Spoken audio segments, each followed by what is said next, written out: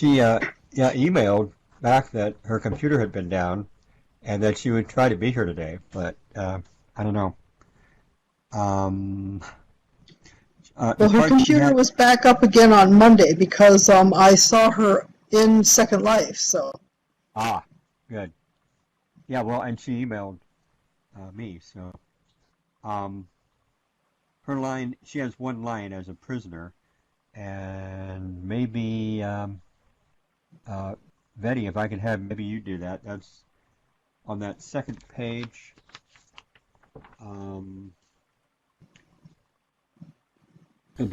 It's just before the halfway mark. It's before the troll. The prisoner says, "Good luck to you. Go with you." I think it's 1, 2, 3, 4, the fifth paragraph down. And I see it. Okay, good. I'll be the distressed man. I'm having Grokky. Would you be our main giant? Do you have a PDF for that? For this? All right.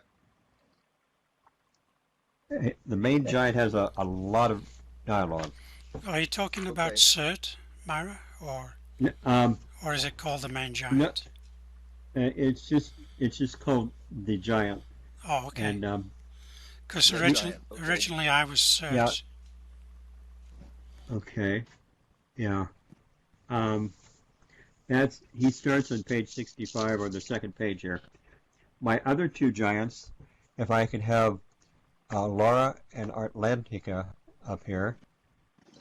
Laura as the second giant, and Atlantica as the, I think they come in, let's see, a few pages in. There's a conversation between three giants. Okay, it's page 67, and that'll be, and the third giant's name is Raid. So, what has happened is, of course, we have Harold surprisingly doing some magic on Snog and has made his nose respectable. So, Snog is ready to help the prisoners escape. This is where we're at right now, and this chapter 9 is the escape. I hope that's enough to get us to where we are. Okay, ready? I believe so. Is everyone? Yep. Everyone has sound, right? Looks like it. Looks good. Okay. I will sit down. Okay. And, Chapter 9. The troll put the last torch in place and turned to Shay, caressing the new nose with a scaly hand.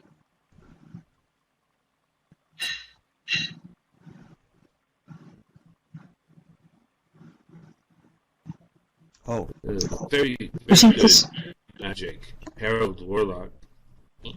He said, chuckling and dancing a couple of steps.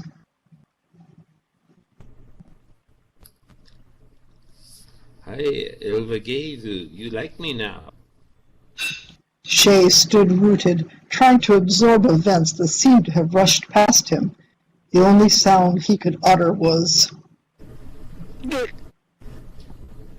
He felt Heimdall's hand on his shoulder. Well and truly was that spell cast. Much profit may we have from it. Yet I should warn you, Warlock, that it is ill to lie to the gods. Why did you tell me at the crossroads of the world that you had no skill in magic? Oh,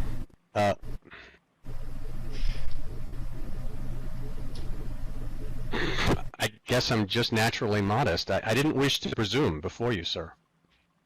Snurg had gone off into a ludicrous hopping dance around the hall. Beautiful me! Beautiful me! Shay thought that Snurg, with or without nose, was the ugliest thing he had ever seen. But there seemed little point in mentioning the fact. Instead, he asked, How about getting us out of here now, friend Snog? Snurg moderated his delight enough to say, Will be do. Go your cage now. I come with clothes and weapon.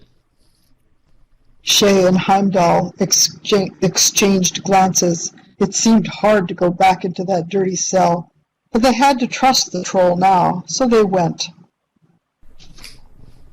Now it remains to be seen whether that scaly fish-eater has betrayed us. If he has...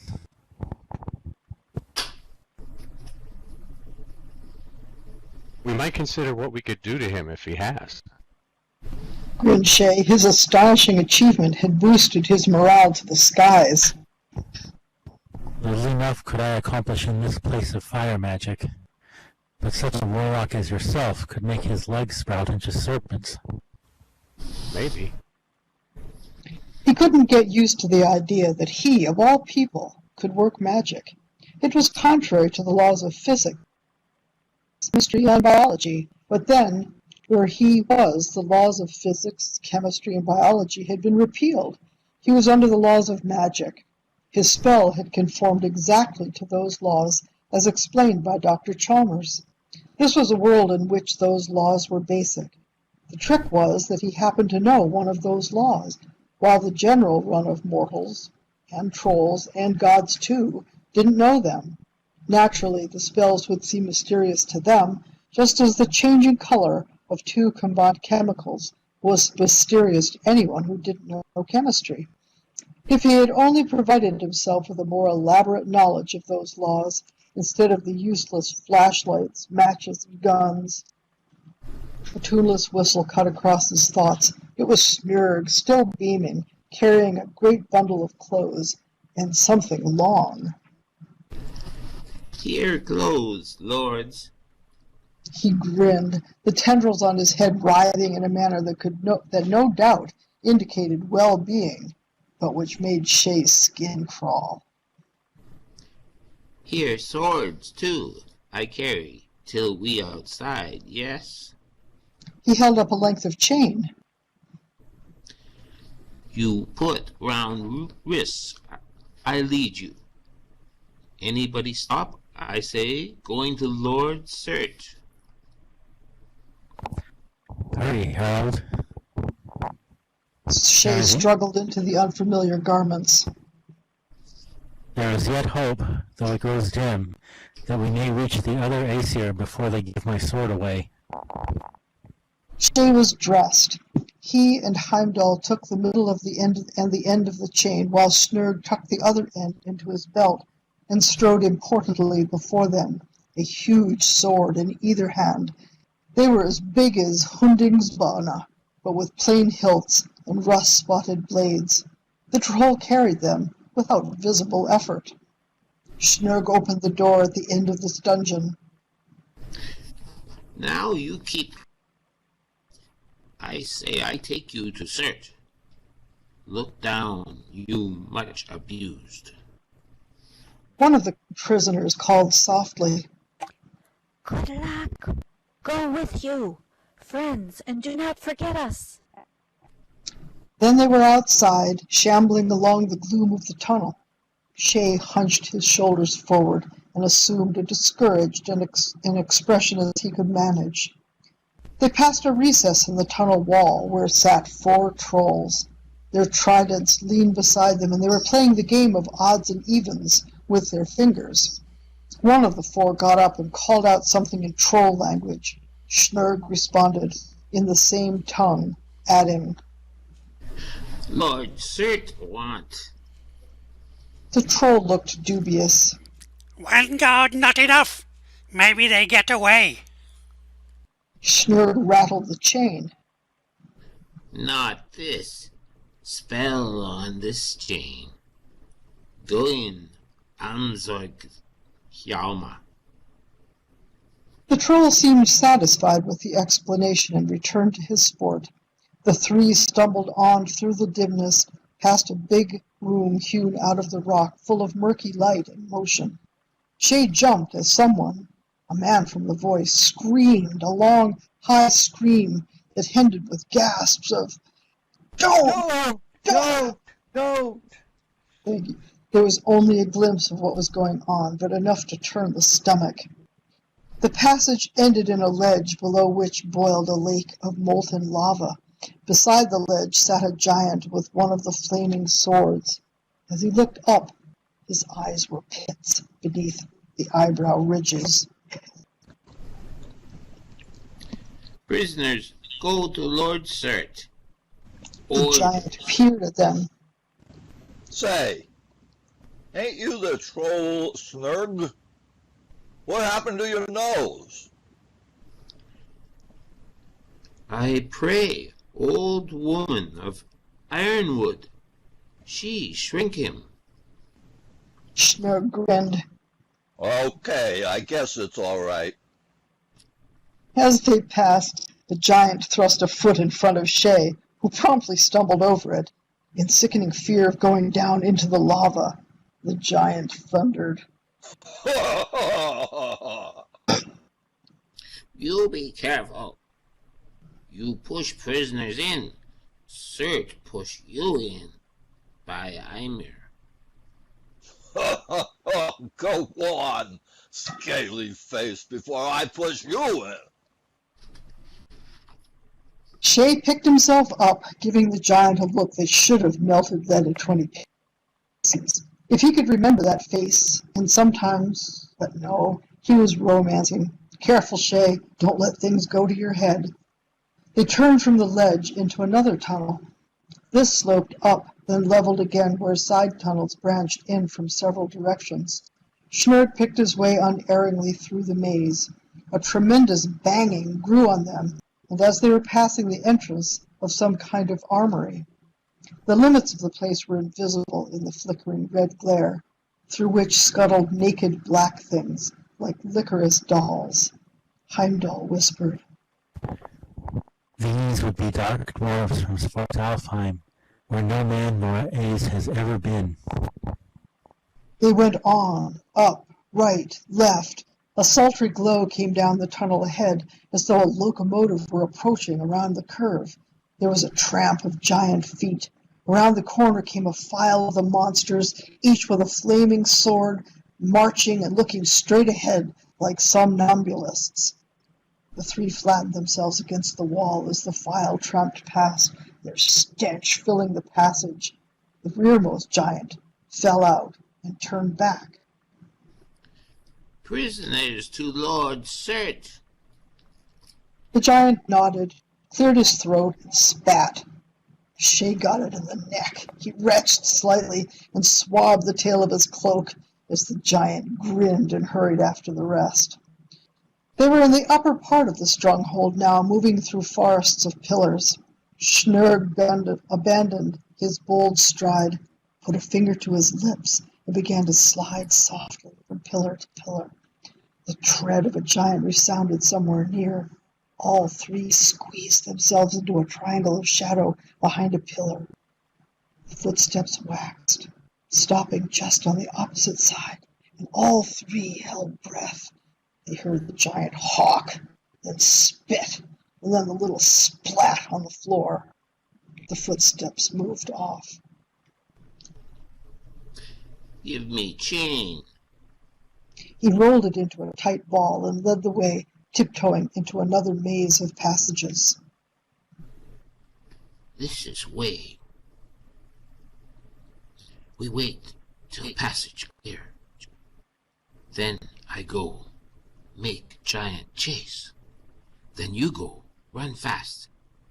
Then, st. Lie down on floor, quick.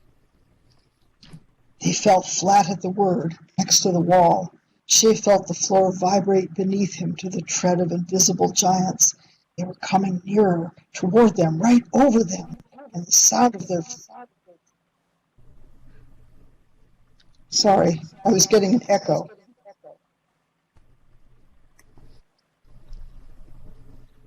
They fell flat at the word, next to the wall. Shay felt the floor vibrate beneath him into a The tread of invisible giants. They were coming nearer, toward them, right over them, and the sound of their feet was almost drowned for Shay in the beating of his own heart. He shut his eyes. One of the giants rumbled heavily. So I says to him, "What's the matter? Ain't you got no guts?" And he says, The rest of the remark was carried away. The three rose and tiptoed. Schnurg motioned them to stop, peering in the corner. Shay recognized the passage by which they had entered the place. How long before? Schnurg took one more peek, turned and handed Shay one sword, giving the other to Heimdall. When giant chase me, run fast. Dark outside, you hide. How will you find us? Schnurg's grin was visible in the gloom. Never mind. I find you all right. You bet. It's gone. Shay and Heimdall waited. They heard a rumbling challenge from the sentry and Schnurg's piping reply. A chain clanged. The sound suddenly drowned in a frightful roar.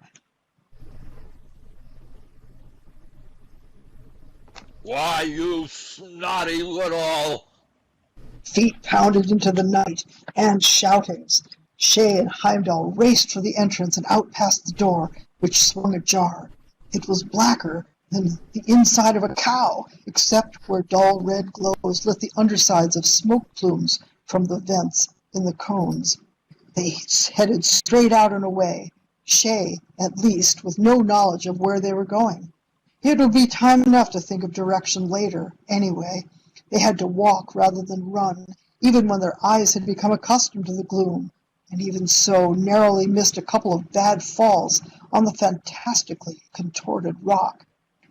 The huge cone of Surt's stronghold faded into the general blackness behind.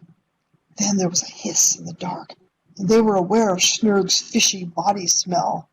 The troll moved, light and sure like a cat. He was chuckling. Hit giant in nose with chain. Should see face. Whither do you lead us, troll? Where you want to go? The best would be Sverre's house, the crossroads of the world. Or, failing that, the gates of hell, where one may hope to find even yet the wanderer at his task. He must know, soon as ever, what we have seen. That were a fortnight's journey afoot. But if I could get to some high cold place, where this fire magic is not, I could call my horse Goldtop. Look out! Giants come. A flickering yellow light was showing across the lava beds. Schnurg vanished into a patch of shadow, while Shay and Heimdall crouched under the eye of a dike with a lava flow. They heard the crunch of giant feet on the basalt. The shadows swayed this way and that with the swinging of the fiery swords. A giant voice rumbled. "Hey, you! This is a rough section. There's enough pockets to hide 50 prisoners." Another voice.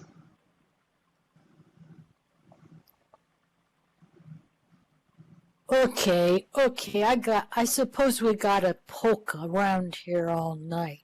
I don't want to think they came this way anyhow. "You ain't supposed to think. Hey, Raid! Hey! Here.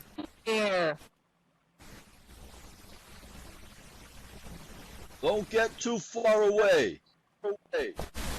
But the other guys are clear out of sight. That don't matter none. We gotta keep close together. Ouch! That last was a yell mixed with a thump and a scramble. If I catch those scum, they'll pay for this. The light from the nearest giant's sword grew stronger, creeping towards Shay and Heimdall inch by inch.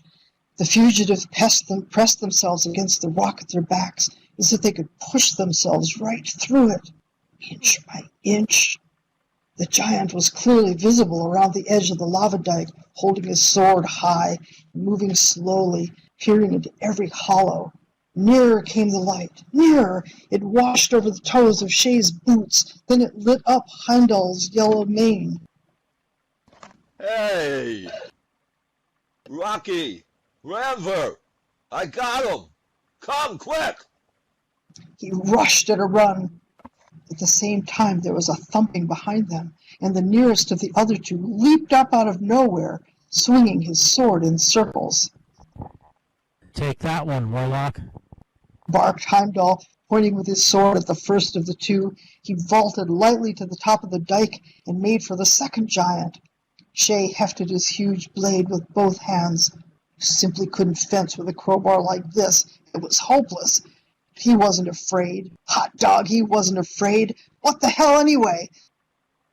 The giant gave a roar and a leap, whirling the fiery sword over his head in a figure 8 to cut the little man down in one stroke. Shay swung the ponderous weapon up in an effort to parry that downstroke. He never knew how, but in that instant the sword went as light as an amusement park cane. The blades met. With a tearing scream of metal, Shay's sword sheared right through the flaming blade. The tip sailed over his head, landing with a crackle of flame in some brush behind.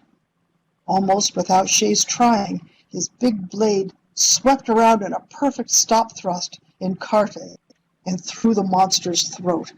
With a bubbling shriek, the giant crashed to earth. Shay spun around. Beyond the lip of the dike, Heimdall was hotly engaged with his big adversary, their blades flickering. But the third giant was coming up to take a part. Shay scrambled up on the dike and ran toward him, surprised to discover that he was shouting at the top of his voice. The giant changed course and in no time was towering right over him.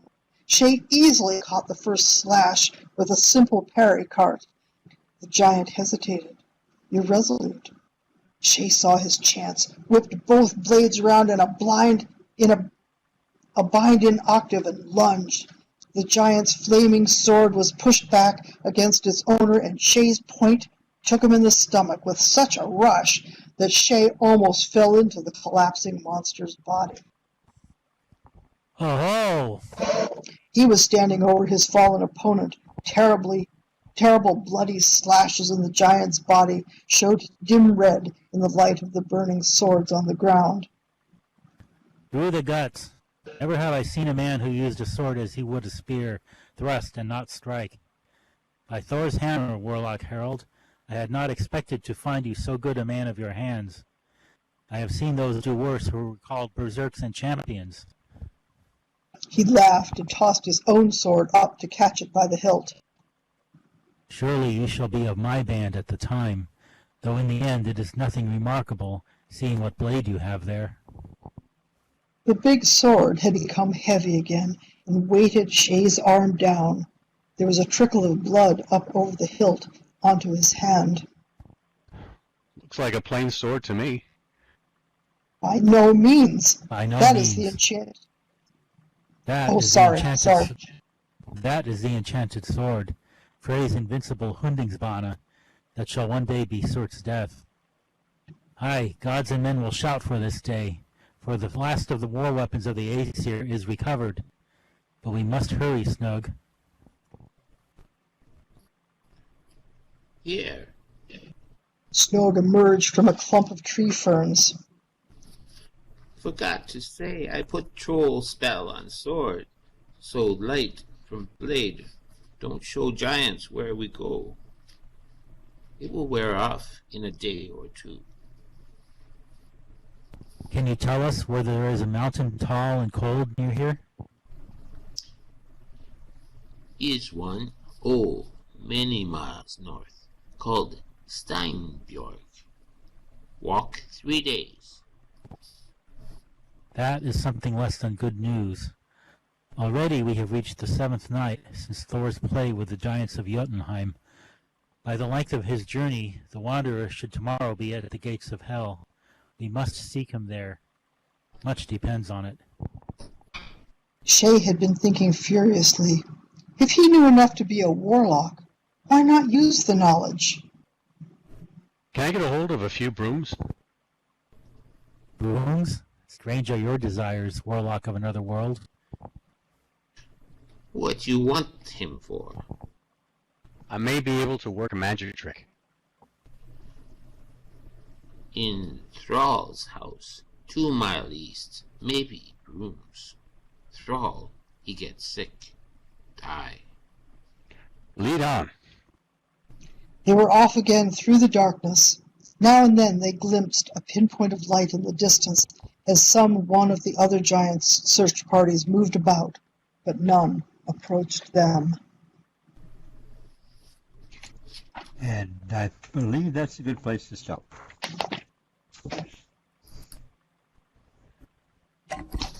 All right. We're still in the thick of it. We like those cliffhangers. So, Laura Lila, you're going to call up your cast and tell us a little bit about this short story. Well, the name of the story is The 9 Billion Names of God. And it's written by Arthur Clarke, who is a British, they called him the prophet of science fiction. But however, he was even better known in this country